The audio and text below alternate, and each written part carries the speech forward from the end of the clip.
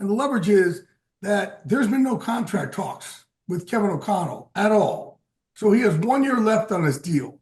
So whatever he decides, I haven't talked to Kevin about this, but if he decides, you know what, I'm just going to play out this last year, then he could say, I think you guys should get what you can for me, because I'm just going to go into one last year and then be a free agent after that.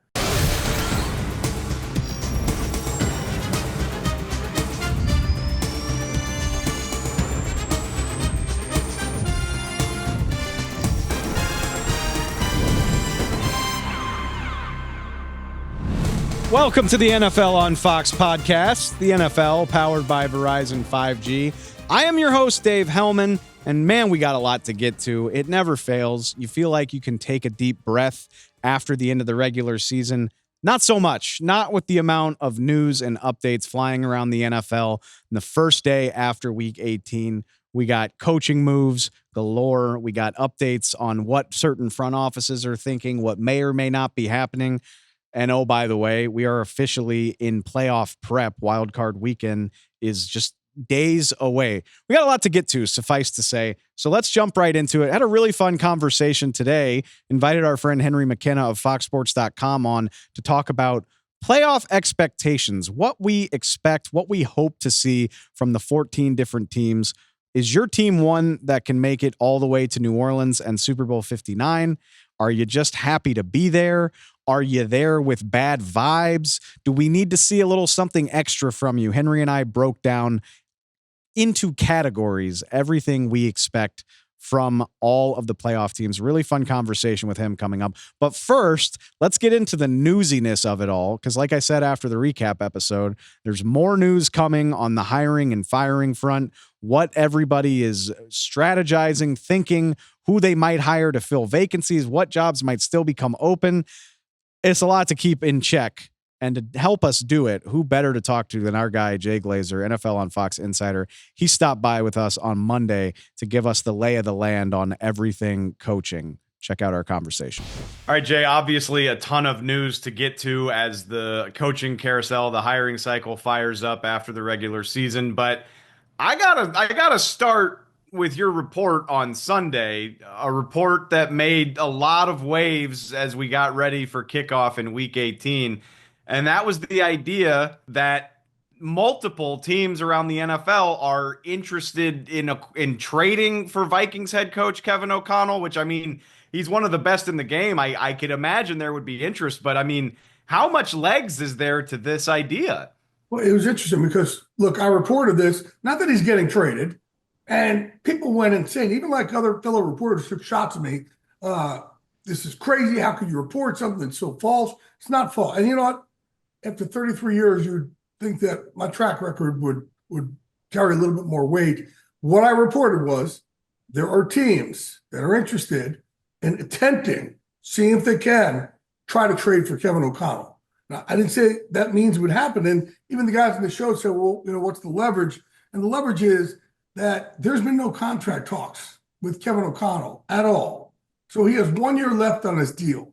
So whatever he decides, I haven't talked to Kevin about this, but if he decides, you know what, I'm just going to play out this last year, then he could say, I think you guys should get what you can for me, because I'm just going to go into one last year and then be a free agent after that. So that's the leverage he has if he chooses to do that. And I think that's why teams have, teams, what they do is they look to see, who maybe they could try and possibly make a run out of. It's a possibility. Over the years, several different teams have looked at a guy like Mike Tomlin to see if they could do something like that. And one even tried to backdoor, see if they could do something like that, but, didn't really get there. But, it's kind of what happens in this league. So, again, I never said he's getting traded. But without a doubt, there are teams, and the teams that are involved ask me, please do not mention us, which I have to respect. But, it's kind of, their question was, do you think this could be a thing? Do you think there's a possibility? I know that, one team at least is saying, man, we would gear up and trade this and this and this for a guy like this. So, yeah, there are talks internally in buildings about trying to make a run. Now, look, it could be a long shot. It could be a crazy idea. But it's only crazy if you don't take a shot. So I'm not saying it's going to happen, and I think it's a long shot to happen, but the news was that he is up there on teams' boards, and it wasn't one, it was multiple teams about trying to see if this could happen. And again, a lot of things would have to fall into place for something like this to happen, but there's still a lot of discussions that have to be had because the Vikings haven't had any contract talks with them. And, as Michael Strahan said on our show yesterday, I'd be offended if I was Kevin that they didn't come to him earlier in the year and say, hey, let's make sure we nail something down here. I think the Wilfs looked at it like, hey, we're fine. It's a foregone conclusion that he'll be back. But I think, in this league, you got to kind of think ahead and be more proactive than reactionary. So you don't get in a situation like this where other teams are saying, hey, if he's by any chance upset by this, we could try and see if we can make a run. That is such a great point. And I would fall into that camp as well, where you're just like, well, he's done an amazing job. It's a foregone conclusion that the Vikings will extend him when the time comes. But you got to keep all that stuff in mind. Every team is going to be looking for any edge they can get. You got to factor in the respect factor of a coach who has accomplished as much as Kevin O'Connell has, probably wants a little bit of assurance that he's going to have some stability. I think that's a fascinating point that, hey, just because it looks like a foregone conclusion doesn't mean you shouldn't try to be proactive. And maybe this will help lead to a contract extension for Kevin sooner rather than later. Also probably looked and go, why have they not gotten them done yet? Oh, well, let's see if maybe we can do something prime away. Right? Maybe they haven't gotten them done because they haven't talked and he is intending to just play it out. So let's see if we can offer him something if he's going to play it out. Maybe he doesn't play it out. So again, I don't know the answer to that question. What I do know is that multiple teams have him on that board and discussed it. And it's not like these teams are in cahoots with each other. They all had independent decisions to do something like this. Yet another reminder that no matter how far-fetched it sounds, good NFL teams will look into it. Yeah. At least I think that's what they should do. Yeah, absolutely. Anyway. And that's why I understand why everybody's kind of crushing me yesterday. I'm saying, I didn't say it was getting traded. I'm saying this is what multiple teams are thinking and want to make an attempt to do. They may make you shot down right out of the gate, but my job is to report the news. And he was a candidate on these teams' list, on multiple teams. It wasn't just one coming up with this harebrained scheme. It was more than one. We'll see where that leads. Like I said, I was a little disappointed and every time this happens, I get disappointed when my job is to throw things out there that nobody has any idea about. And when they don't, I've tended to get crushed over the years, whether it was years ago that the Giants are going to trade Odell Beckham and I got just destroyed from that. Or last year that Wink Martindale and Brian Dable are headed for a quick divorce and I got crushed for that. And just like, man, it's my 33rd year doing this. I don't really get a lot wrong. It's an incredibly valid point. At least maybe after 33, give me the benefit of the doubt that maybe I vetted this properly. Well said, Jay. And I'm intrigued to see where that storyline moves. My wife said yesterday, Jay, by now it's just part of the job. People are going to cross you. I got a little more upset with people I respect in the media. Understandably so. It can lead to some interesting exchanges. As I really respect, yeah. Wanted to pick your brain about, the news started early Monday morning, and I think most people saw the Jags moving on from Doug Pederson coming. I don't think that is a terrible shock. No. I don't even feel like I need to ask what went into that decision. My big question is Shad Khan's decision to retain Trent Baalke and how all of that is going to work. From what I'm reading, it sounds like the new coach will report directly to the owner, not the GM. I don't know. What are you hearing about the whole situation there in Jacksonville? Listen, the only way things work is if you have a collaboration. And Trent Baalke, they're probably going to have several candidates who probably are not as apt to go to Jacksonville. That's what we've been hearing, yeah. Trent Baalke, and if you look at Trent Baalke has gotten a lot of coaches fired on his watch, right? So you're not too secure going in there with a guy like that's done that. And once I got wind about halfway through the season that Doug Peterson's going to be fired, and they're 50-50 on Trump Alki. And man, I don't know who's guiding them, but they needed to tell the Jaguars, if you keep him, you're going to lessen your pool of potential head coaches by an awful lot, by I think some significance. I just did not get the move. I didn't get it at all. But you know what? Here's what happens a lot of times. The GMs sit with the owners in their booth or sit with them and, in private a lot, and they kind of convince these owners of what a great job they've done.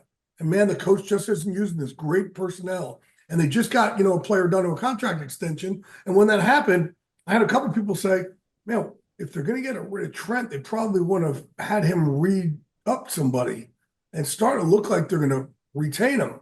And, there's a reason why certain teams just keep falling into trouble over and over and over again.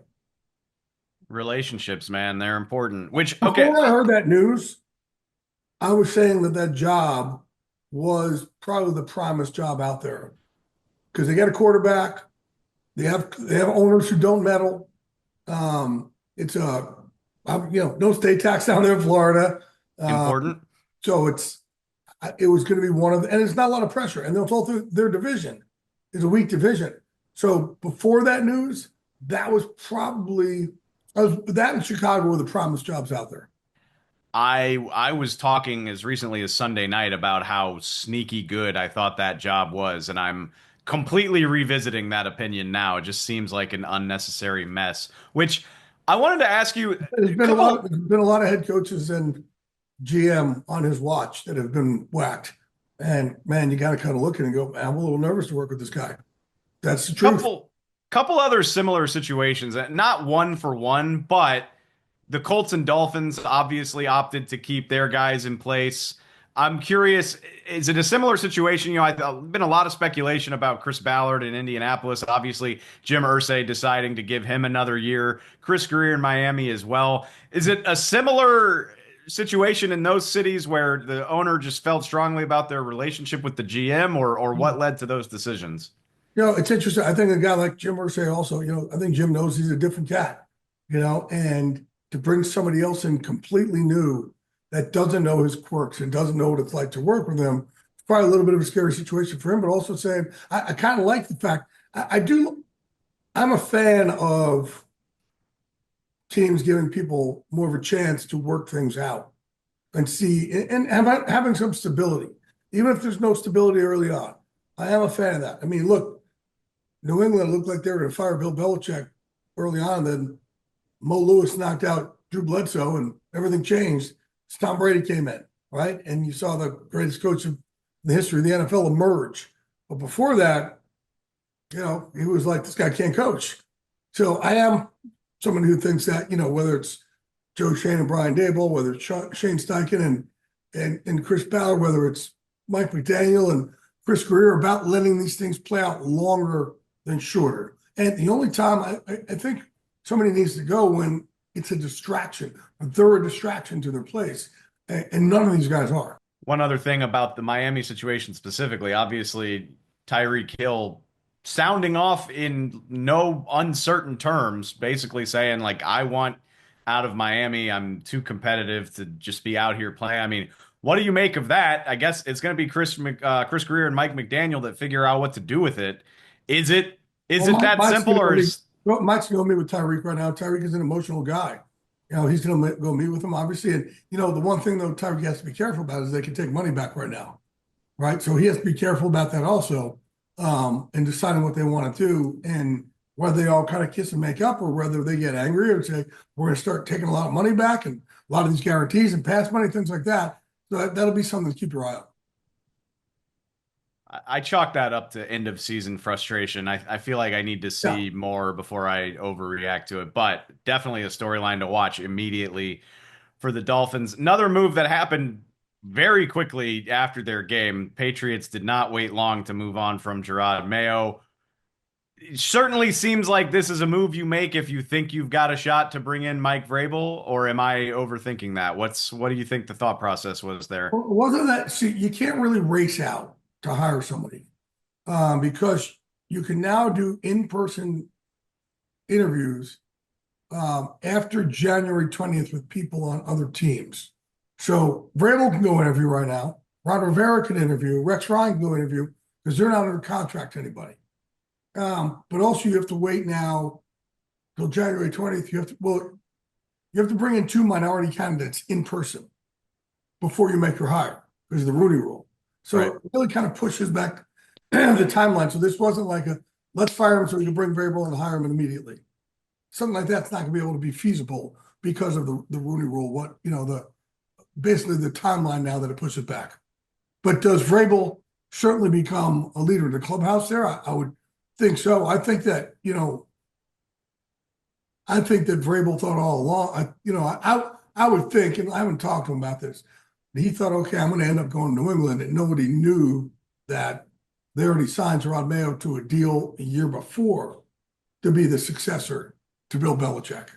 So it kind of threw a wrench in the plans over there. Mayo, But also, I think winning yesterday probably yeah, didn't sit well with them going for the first pick, right? Down a few selections, probably did not sit well with them. I said that yesterday. I mean, it certainly seems like something that factors in, and obviously, over the course of the last month, Mayo's had a few public missteps with things that he said in the media, things that he said after games. Do you think it was a matter of just being overwhelmed by the position? Because I mean, on the surface, you look at it and you're like, well, yeah, we expected the Patriots to have a season like this. So I have a hard time believing it's about wins and losses so much as maybe the way Jerod Mayo carried himself. I think it was just more, some of the drama. Or, drama is the right way, but I think they said like the direction that they went. You want to see some growth, And it's funny because Jerod Mayo was really like a rising star.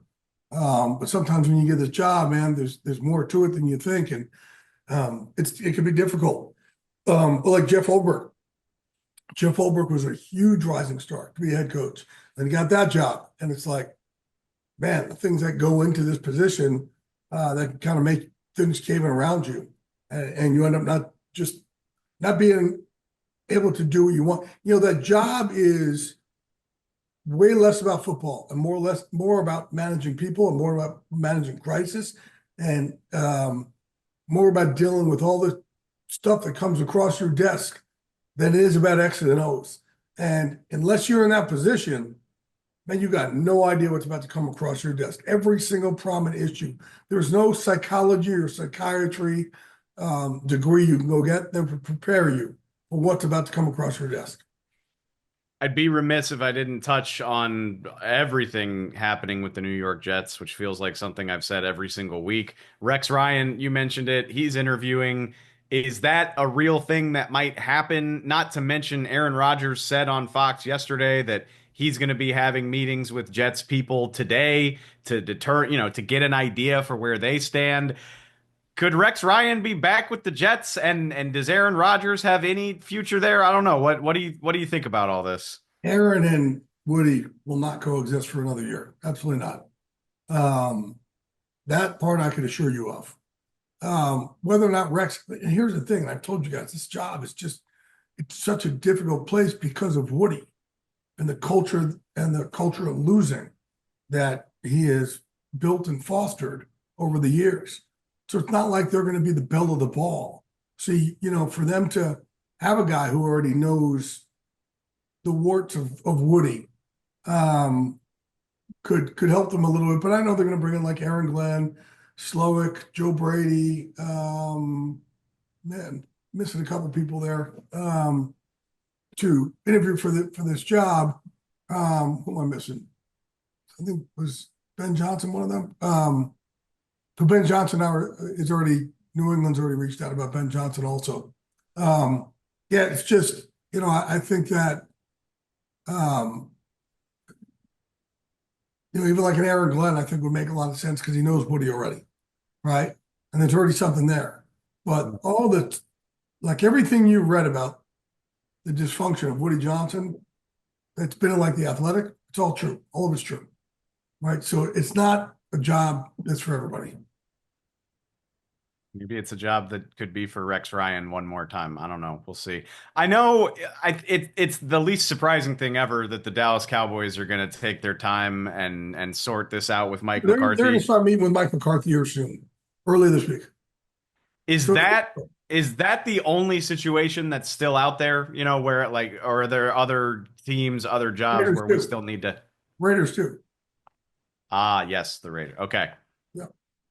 Do you have a sense of when we might expect that as far as Antonio Oh, Pierce or? I don't. I knew the other day Mark Davis didn't know what he wanted to do. That was as of 2 days ago, but haven't called again. I haven't called in about today. So two more situations to watch. Plenty more And I phone think he'll calls. handle I think he'll deal with the head coach before he deals with the GM. Mm. But it kind of should be together because you do need people to collaborate, in my opinion. But again, Mark Davis kind of a little different, and I think how he'll do things. But yeah, and again, Dallas, they're gonna Jerry Jones will meet here with Mike McCarthy here in the next 2 days and kind of start the process, which way they want to go. Plenty more phone calls for you to make, Jay. I appreciate you taking the time during such a busy part of your year. I'll chat with you soon, dude. Okay, guys. Thanks again to Jay for helping us with all the latest information on the coaching carousel. But let's now turn our attention to teams that are still actually playing football, because there are still 14 playoff teams that are not worried about coaching maneuvers and off-season strategies just yet. The playoff field is set, and it's too early in the week to be previewing matchups, but we'd be remiss if we weren't talking about the playoff field. So I figured it would be a fun exercise, a good thought exercise, to talk about playoff expectations, what we see as sort of the benchmark for success for all 14 teams in the playoffs. And I'm going to do it with an assist from my guy, Henry McKenna of FoxSports.com, who joins me now. Henry, what's up, man? Yo, how you doing, Dave? I'm doing phenomenally, especially now. Look, the regular season was amazing, but especially this year, the last 3 weeks felt like such a formality. It felt like, we knew most of the puzzle. It just was going to depend on seeding and all that stuff. We finally got it, and it looks really good. I mean, I'm always excited for the playoffs, but I think this is a uniquely good bracket, even by NFL standards. So I'm excited to talk to you about this, and I'm going to lay this out ahead of time. So I spent my Monday coming up with categories for these 14 teams, pretty basic stuff. We're just going to go Super Bowl contenders, Super Bowl or bust, the teams that anything short of a Super Bowl appearance, even a Super Bowl win, would be a huge disappointment. Then I've got a category that I'm calling Show Me Something. Basically, being here's not good enough. I would like to see you win a game, preferably more than one. Just something besides being here. That's category number 2. And then the final one is just house money. Teams that should just be happy that they're here. Obviously, you're still going to try your best to win, but these are teams that the season is a success no matter what we see this weekend. So those are our 3 categories. Are you ready to do this with me? Yeah, let's do it. I want to rumble. All right, let's get into it. Although I feel like the contention's going to come later on, because I do think the contenders, the real cream of the crop, is pretty obvious this year. This is our Super Bowl or bust category. Although you did hint you might have a surprise for me. So let's go. We're going to do this conference by conference. We're going to start in the NFC, the teams that I truly view as Super Bowl contenders. This is not very spicy. For me, it's the Detroit Lions and the Philadelphia Eagles. These have been 2 of the 3 or 4 best teams in the league for the entire season, or at least in Philly's case, since probably week 6, week 7.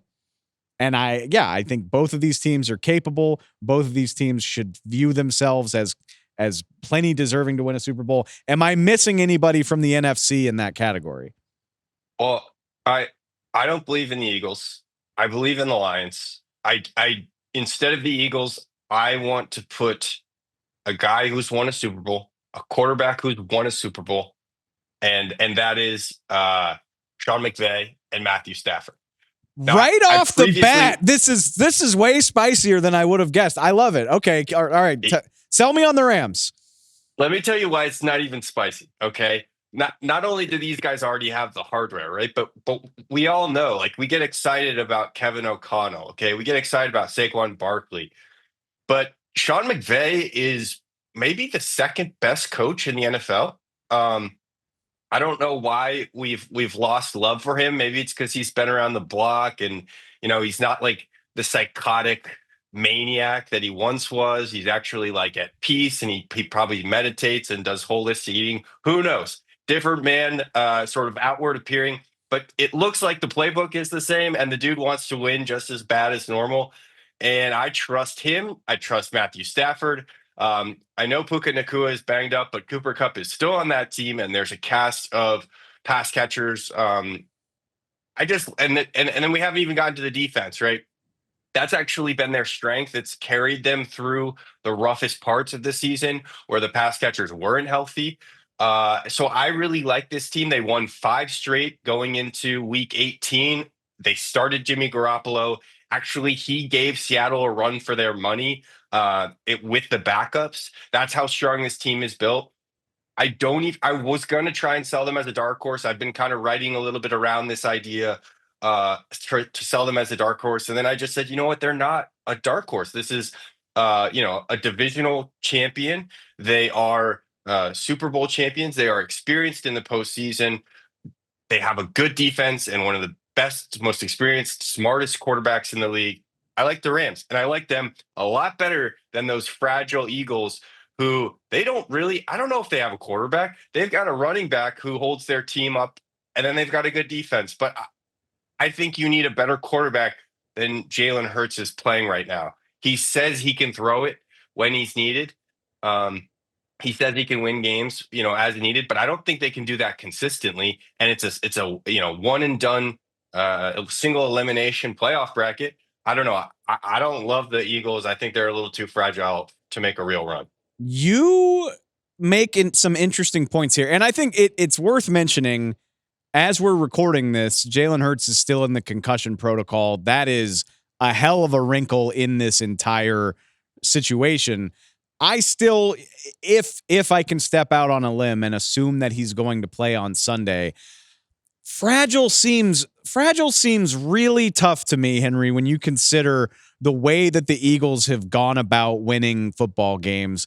And for me, that's just out physicaling the people that they play. I mean, I hate to do this because I know football seasons are living, breathing things, and things change over the course of 1 week to 2 weeks, let alone 5 or 6.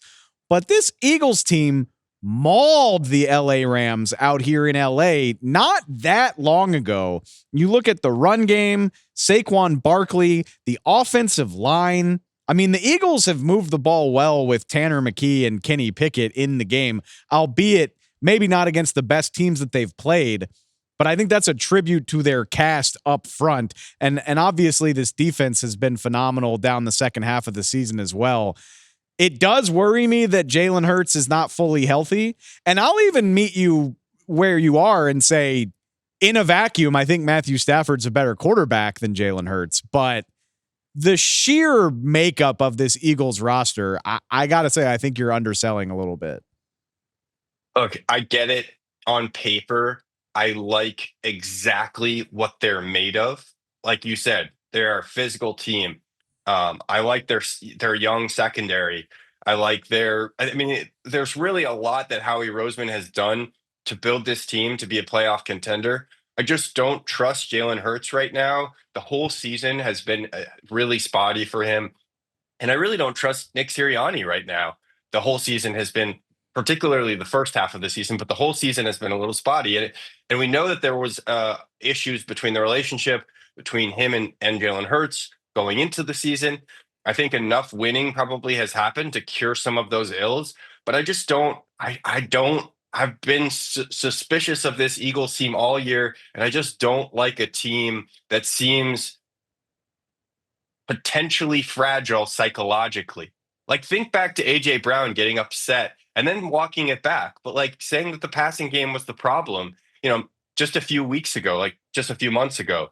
I don't know that they are drama queens over there in Philly. As tough and physical as they may be, they also have a habit of causing up drama. And I don't know if I want to bet on those guys. Like, they, to me, fall into the show me something category more than they do Super Bowl contenders because of how psychologically taxing a true long Super Bowl run can be. I love at the very least, I love that you're thinking outside the box. I already don't agree with you. I mean, to your point, it was only a month ago that the AJ Brown, Brandon Graham gate happened. It is amazing when you string together some wins, all that stuff fades into the background. It happened with Nick Sirianni chirping at fans after the Browns game.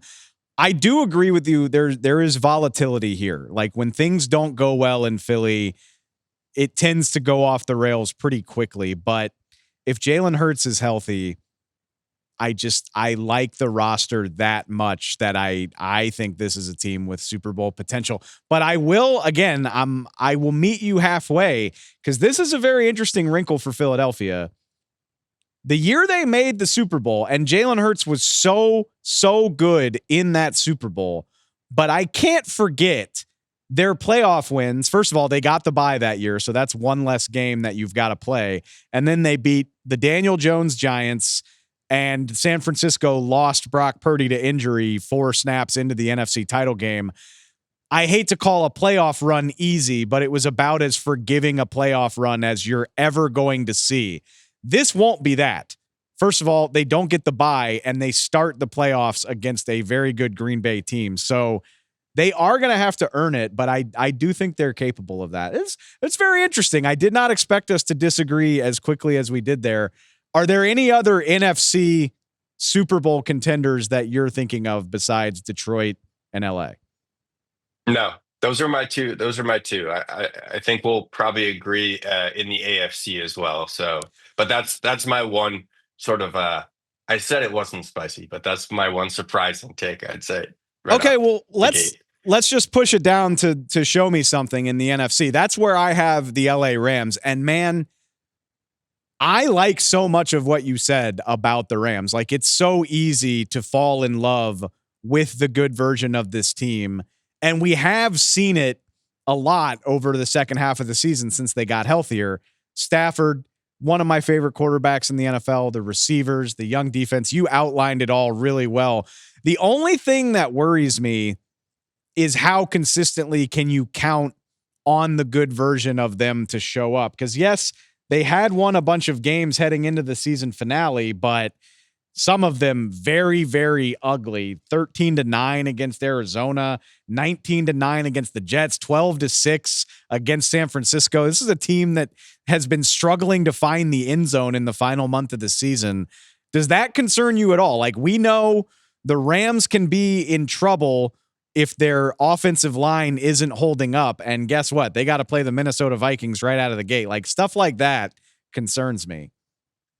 Yeah, and you look at the way Brian Flores has been dialing up pressures and rushes in a unique way that can paralyze an offensive line when especially the quarterback is not seasoned and well educated on Flores' different looks. But we have seen quarterbacks as experienced as Stafford figure them out, set his lineman up for success, bring in extra help in some situations. But I do think you're right that they're outmatched. And I think that game, the Vikings and Rams game, is by far my like hottest matchup. Like I cannot wait to see that game because I do think that you could potentially, I mean, if the Vikings had won against the Lions, and it's a big if because obviously the point differential ended up quite significant with the Lions pulling away in the second half in week 18. But if the Vikings had won, wouldn't we be talking about them in the category that we just moved on from, which is Super Bowl contenders, right? Absolutely. Like yes. They would be there. So I think that like they're one win away from being a team that we would expect to win the Super Bowl. So I think that matchup is going to be so good. And I really expect the winner of that game to head to the the NFC Championship game. And it's too bad because I think I do think the Vikings are like I have been sort of alluding to. I think the Vikings are probably going to lose that game, and then I think the narrative kind of spirals around Sam Darnold, who's had such a good year under Kevin O'Connell, and then I think like we go from feeling as though the Vikings should extend him and bail on JJ McCarthy. Instead, if he loses to the Lions and then loses to the Rams in a one and done exit, then all of a sudden, I think maybe the media turns on Sam Darnold. Maybe the Vikings think about potentially letting him walk, or at least test free agency to see, how badly they want him and whether they might move on to JJ McCarthy. So huge stakes in this game. And, I think it's an obviously huge matchup, but maybe to some people that sneaky win from the Rams could be a surprise. So, yeah, I'm really excited for that matchup. The Vikings are one of the most interesting teams to discuss when you're just trying to frame the season that they've had, because if I told you in August that the Vikings would be well over 500 and in the postseason, every Viking fan would say, like, we're playing with house money. We're happy to be here. How could we not be? We were picked to finish 4th in the NFC North. Nobody took Sam Darnold seriously, all that good stuff. But when you win 14 games, there's just an expectation that you are the caliber of team that can do more than lose your first playoff game. So it's remarkable to go from forgotten about to Super Bowl favorite by week 8, week 9, to now you're back in the underdog spot, like you said, because you go on the road in the wild card round. You don't get the bye week the way they could have. It's fascinating. If you told me the Vikings got all the way to the Super Bowl, I would not be surprised. If you told me the Vikings go one and done, I also would not be surprised. That's why I have them in this category. They're definitely a show me something team. They're too good for their road to end in the wild card round, but that's how high the stakes were against Detroit, that it's going to be tough. I think they're capable of it, but it's going to be much tougher than it could have been. My other teams in the NFC, I got a lot of show me somethings in the NFC. It's the second year of the Baker Mayfield era. They got another home game. They got another favorable matchup. We've seen that they're capable of making a playoff run because they did it last year. I think it would be disheartening if they did worse with a better team than they did last year with a lesser version of their team. So they're in this category for me. And then the other one is Green Bay. I was talking about this just before we started recording. It's crazy how much can change in a year, because the Packers won their way into the 7th seed last year. They upset Dallas. They were the talk of the early round of the playoffs. They were ahead of schedule. They were so fun. They were so young. And all of those things are still true, but I feel like the expectations are wildly different now. Jordan Love got paid before the season. They were expected to follow up on that success, and they have. But I think people are going to look at this team kind of sideways if all of that amounts to an 0-1 playoff exit. I actually wouldn't put the Packers in this category for a pretty simple reason, which is over the last 5 weeks, they've lost to Detroit by 3. They've lost to the Vikings by 2. I wanted, and going back to their week 9 matchup against Detroit, they lost by 10. So I don't have a ton of faith in this Packers team. I don't think Jordan Love has hit the point of consistency, both from a health standpoint and from a performance and decision-making standpoint, that I wanted to see him achieve this year. I think he's the kind of player that could get hot and surprise us. I don't think he will, but if there was sort of like a dark horse candidate, he has a lot of the traits to help the Packers do it. I just don't like their resume at all, and it doesn't give me a whole lot of faith that they're going to be able to beat any of the contenders in the NFC. They go in to Philly to open it up, and I do, I was highly critical of Philly being a championship contender, but I do think that they're show me category. I think that they'll absolutely win that game, or at least they should. So that helps me kind of contextualize, okay, Green Bay is not really in it. But I do agree with you on Tampa. I really love what Baker did. I don't think he gets enough respect for the inconsistencies that he saw through the season with health from his receivers. He brought Jalen McMillan sort of into the fold in a way that I don't think many people expected. And, I think the defense is maybe rounding into form in Tampa. We'll kind of see about that. But that's where I think we can soundly agree for once, maybe on the NFC. Yeah, much more variance in the NFC than I think I would have guessed. So, all right. So that brings us to the last category, house money, which, so you view, see, and this is interesting. I love the way that two different people can view these things, because whether it's fair or not, and everything you just said is fair about the Packers, but Green Bay is one of those legacy franchises where going 0-1 in the playoffs, having a bad showing in the playoffs, I can't in good conscience say Green Bay is playing with house money when they've been here just last year. They've had that playoff experience. We know the type of talent that they have. We know the way their defense has come on, particularly the pass rush. I just don't think I buy that Packer fans are going to be okay with a wild card round exit. The one team that I do think really the vibes couldn't be better, the expectations should not be high, that's obviously Washington. Not to say, and I want to be clear, it's not to say that I don't think they can win. I absolutely think Washington could put a run together. But how could you be anything other than happy to be here with a rookie quarterback, with a new regime, first full year under Dan Quinn and Adam Peters? You got new ownership in place. You got a 12-win season for the first time in recent memory, like since 1991. Goodness gracious. I can't imagine anybody being upset with the Commanders season, no matter what happens this weekend. So that's why they're my only house money team in the NFC, because I do think people are going to grade the Packers a little more harshly.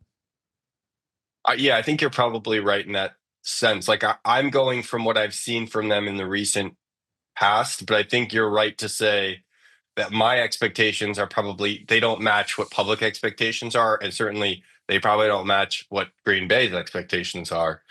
I mean, you pay Jordan Love the amount that you did pay him. And I think you have high, and you even look at, his statistics from last year, and you see a guy that really should be making a deep postseason run between the salary and the stats. I just don't think it's been a coherent, complete year for him or that team. And so I think for us to, I don't know, just personally, I don't think any of their record adds up to a team that can make a deep run. I think that's fair. I mean, they're 2-5 against teams in games against teams that are in the postseason. I think their last win against a playoff team was against the Texans all the way back in October. So your point is correct. I still think it matters that this is the Green Bay Packers and all of that visibility and all of, a very large fan base. I think that's why I put them in the show me category, but I hear you. All right, let's flip over to the AFC. I thought we were going to agree on the NFC, and I couldn't have been more wrong. Let's see how this goes on the other side. My Super Bowl or bust teams here are pretty straightforward. Obviously, the Chiefs. I don't know how much needs to be said there. Obviously, the Buffalo Bills. I don't know what needs to be said there. And my third one is the Baltimore Ravens, which I think makes perfect sense when you consider the talent, the quarterback play they're getting, and the fact that they got so close to the Super Bowl last year. I think these three make perfect sense. Are we on the same page this time? Yeah, I don't think we're going to do a good out over any of those teams. I think the one thing that comes with like a very small asterisk, I guess, is just like Lamar is 0-6. Correct me if I'm wrong there, against Patrick Mahomes. So again, there's a spot where expectations meet reality.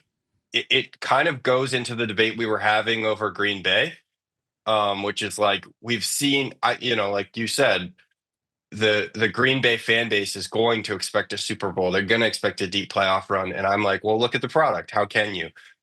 I think there could be some doubt around the Ravens' legitimacy as Super Bowl contenders, just given Lamar's history struggling against contenders and with Mahomes being, the most prominent one.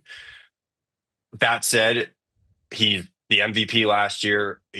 If he doesn't end up being the MVP this year, it's by an absolute nail.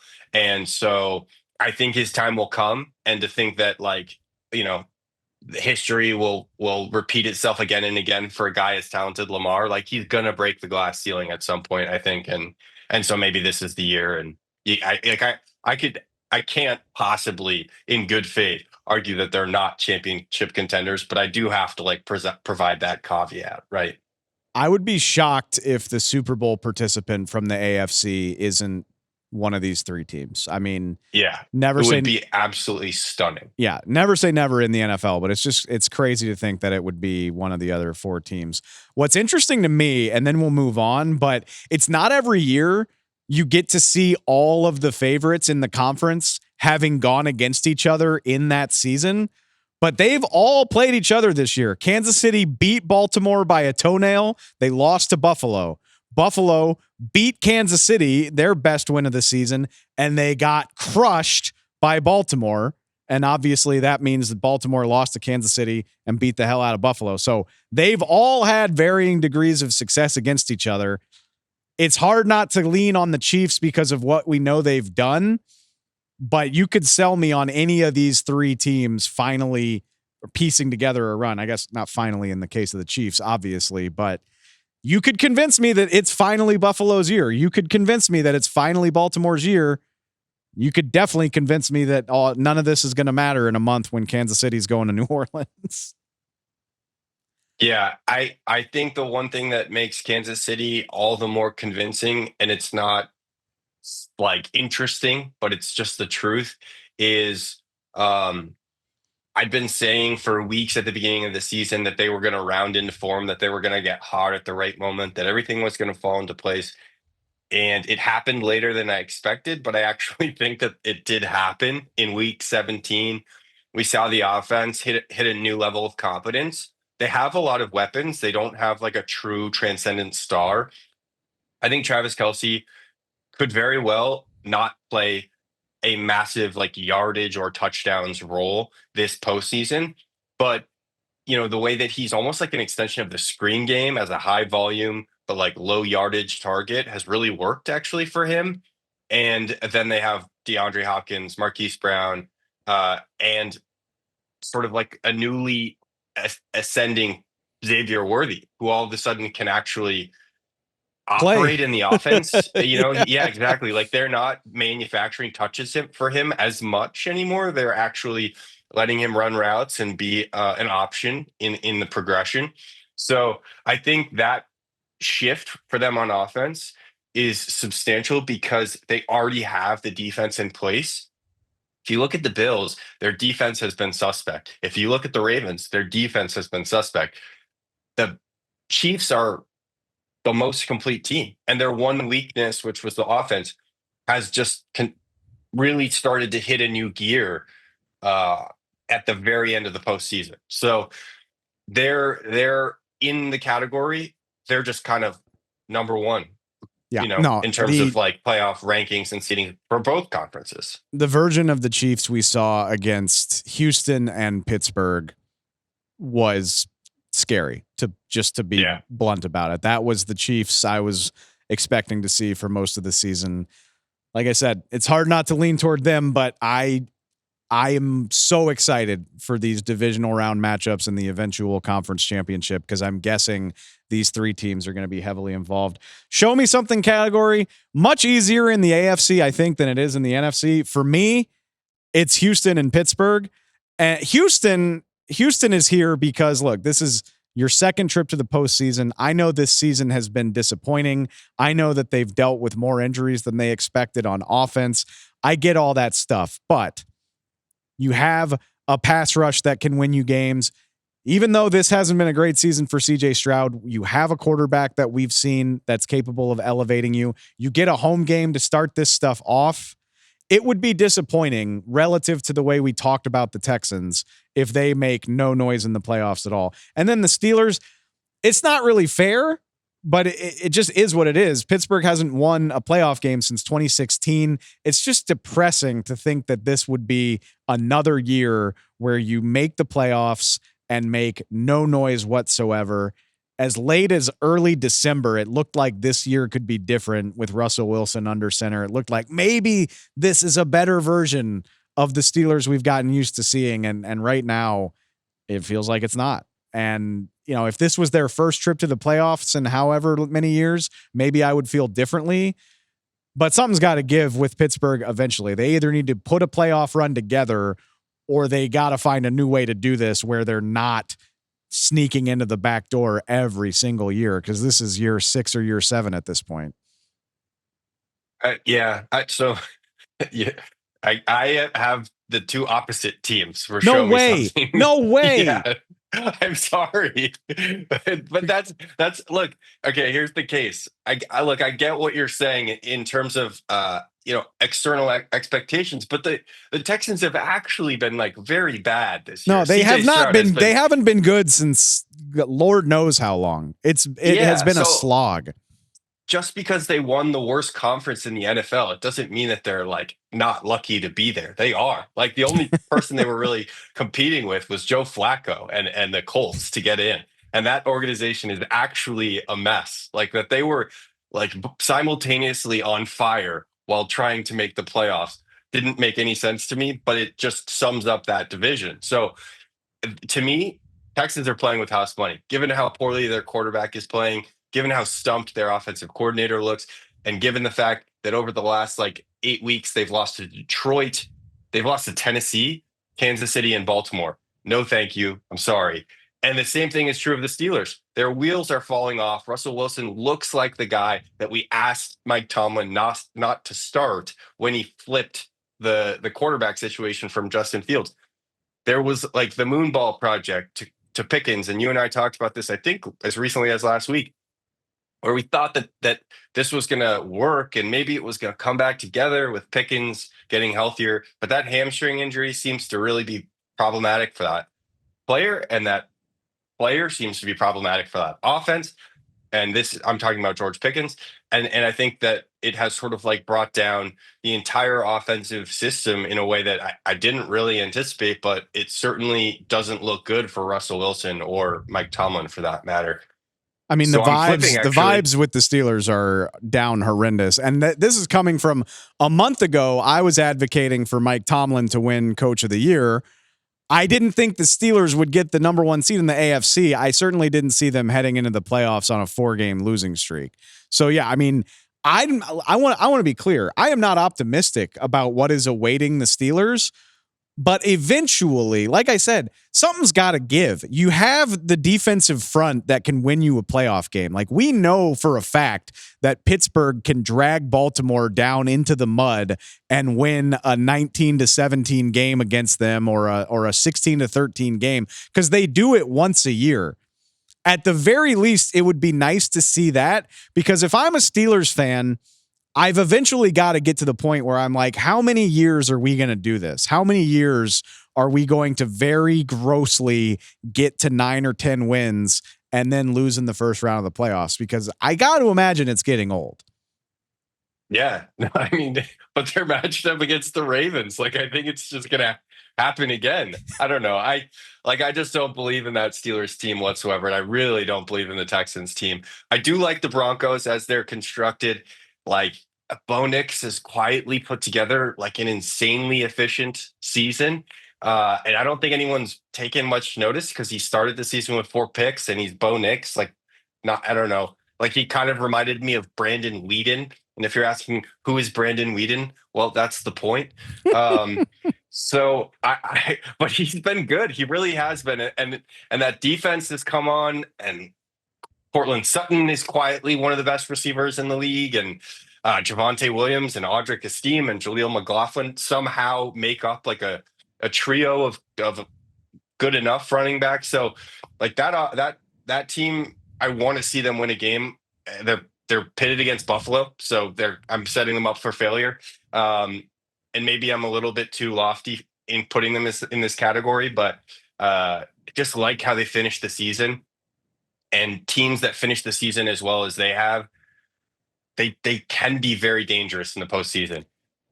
It does sound like I described a team that's playing with house money a little bit. Yeah, buddy. But I'm going to keep them. I'm going to keep them in that category. I'm going to hold strong. But you want to say something? You go ahead. Sorry. No, I admire the way that you are. You're willing to not hold priors against people. For instance, I view the Broncos as a house money team, not because I don't think they can beat the Bills, but just look at the context of where they are. They're carrying Russell Wilson's $90 million in dead cap. They've got a rookie at quarterback. This is the first time they've made the playoffs in 10 years. They should be happy to be there. That is not to say that they can't win in Buffalo.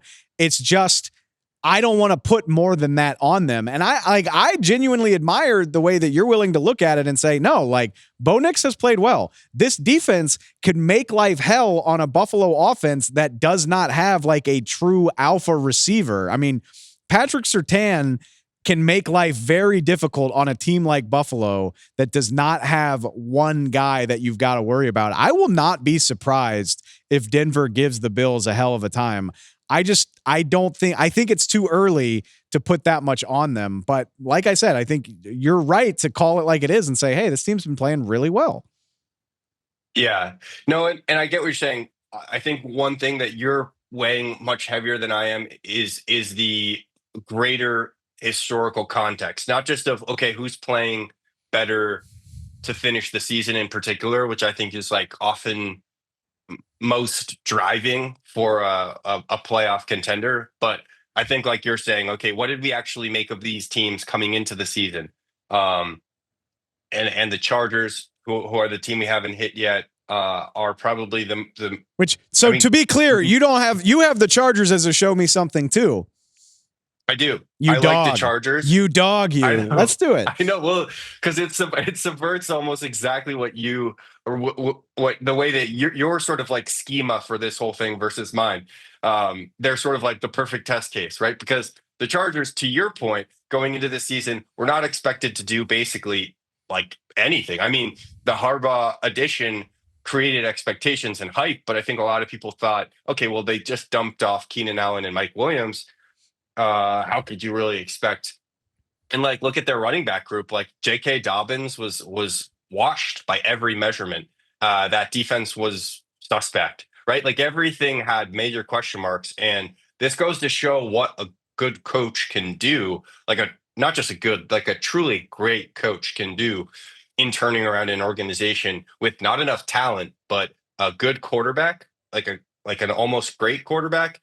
And, just ultimately like a really strong, sound scheme. So I think Harbaugh has created over the beginning of the season and especially kind of in the tail end here, I think he's created expectations for himself that this is a team that can actually, it's built to win playoff games. Like they are currently constructed in a way that they're not going to be like the Chargers of old. They're going to be the Chargers that I think like handily hand it to the Texans this weekend. I said it on the recap episode, and I feel so vindicated. The Chargers are road favorites, to your point. Road favorites against Houston. I think you said that perfectly, and I've said it a few times this year. I was way too down on the Chargers before the season because I just thought they had so much work to do on their roster. I did not give enough credit to Jim Harbaugh raising the floor of what this team is capable of. Like, I don't think they're capable of winning the Super Bowl. And I think that they do still need to add a lot to their roster, but a Jim Harbaugh coach team was just never going to be a disaster. This is a sound, good, fundamentally, like just overall solid football team. And when you draw a team like Houston in the first round of the playoffs, which has been the opposite of all those things in a lot of ways, it's a very advantageous situation. All of that said, again, I think you just got to be thrilled to be here if you're LA, even if you think you might have a higher ceiling than that. And like I said, I think these guys could win their first game as well. But from where they were when they hired Jim Harbaugh, it's just got to be refreshing to even be here. So they are a house money team for me.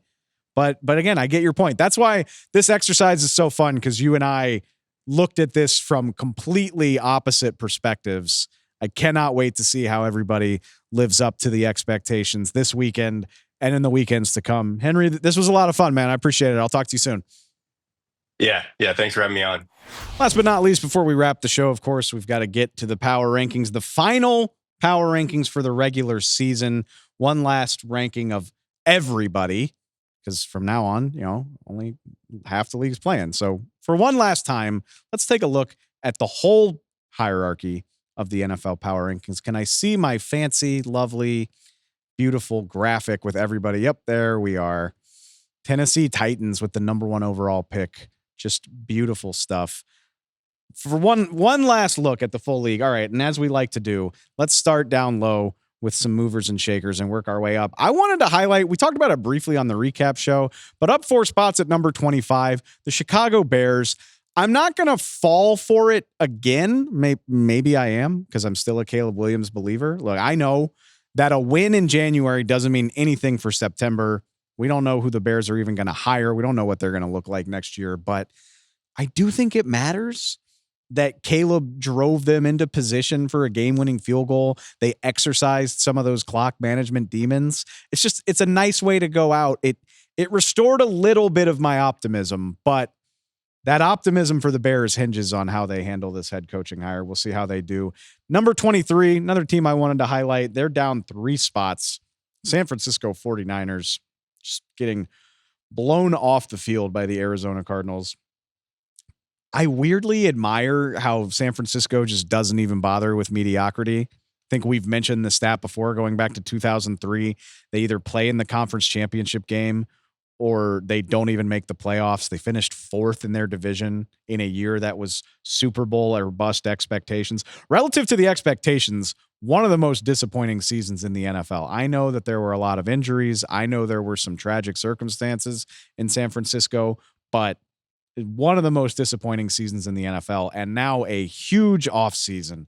Brock Purdy's contract, Christian McCaffrey's recovery from injury, Deebo Samuel's contract situation. How much longer is Trent Williams going to play? That's just off the top of my head. This might have been the final year that this iteration of the Niners had a real shot, and they went 6-11. Painful. We'll see how they respond. Jumping up, let's jump up. Another NFC West team, the Arizona Cardinals, after beating the San Francisco 49ers badly. I moved them up 2 spots to 17, just on the fringe of the playoff picture. I will say this. It is disappointing the way the Cardinals collapsed from 6-4 and leading their division to out of the race very quickly. That was a bummer. This team is still ahead of schedule, in my opinion. They doubled their win total from last year, 4-13 to 8-9. This looks like it has potential, and this is still a roster with a lot of holes. Defense needs a lot of help. Still could add some playmakers to the offense. Hopefully Marvin Harrison Jr. makes another leap forward in his second year. The arrow is still pointing up for Arizona. I'm excited about where they at. They delivered on my optimism for them in the offseason. I can't wait to see what they do in 2025. Let's jump to the top 10. Down 1 spot. Doesn't matter that the Packers lost to the Bears. It does matter that Jordan Love got banged up and Christian Watson is now out for the rest of the season. He tore his ACL against the Bears. That is a brutal blow as you head into the playoffs. We kind of talked about it with Henry. I'm just fascinated by the expectations for the Green Bay Packers. They were a plucky upstart last year. They were supposed to be better in 2024, and the record says that they are. But you'd like to see it against the best of the best. They don't have a ton of signature wins this year. They now have to go to Philly to open the playoffs. Like I said, I don't think it's going to sit well with anybody in Packer Nation if Green Bay is one and done, and it's going to be a tough task to avoid that. So I'm very curious to see how this weekend plays out for them. Lastly, up at the top spot, I just want to take a minute to talk about the cream of the crop. I'm finishing with the Bills as my number 1 team. Kansas City and Buffalo both lost in week 18. I don't care at all. They obviously didn't try that hard to win their season finales. They didn't have to. In the Bills case, it's smart on their part, knowing that they weren't getting the playoff bye, to create their own bye week. That's essentially what they did by resting key starters against New England. So I'm not penalizing anybody for meaningless losses. And I give the Bills the nod over the Chiefs and the Lions. Yes, I do. Why? Because in recent memory, Buffalo beat them both. They got the signature win over Kansas City. They outscored the Lions. They're capable of beating anybody in the NFL on their day. Now, can you sustain it for 3 or 4 weeks in the postseason? That's the question in Buffalo, as well as all these other playoff cities. The stakes feel so high. I am so ready to get these games underway. We don't really have to worry about power rankings anymore. We're going to settle it on the field from here on out. It's the beauty of the playoffs. So that does it for the segment. That does it for the show. And the next time you hear from us, we will be previewing Wild Card Weekend. It's here. We got a full weekend of games, Saturday, Sunday, even Monday. We got the full slate covered for you. We'll be back previewing all the big matchups, latest news to know. I'm going to step out on a limb and say we'll have some more coaching news as well as all of that continues to churn along. Cannot wait. Like I said, regular season's over. We don't care at all. We will be here with you all the way up to Super Bowl 59. Make sure you're ready for it. Go follow us. Go get us on your feed, however you prefer to do that. Spotify, Apple Podcasts. We got a YouTube channel. However you prefer to get your podcasts, come find us there. Follow us on this very fun playoff run. I appreciate it, as always, and I will talk to y'all real soon.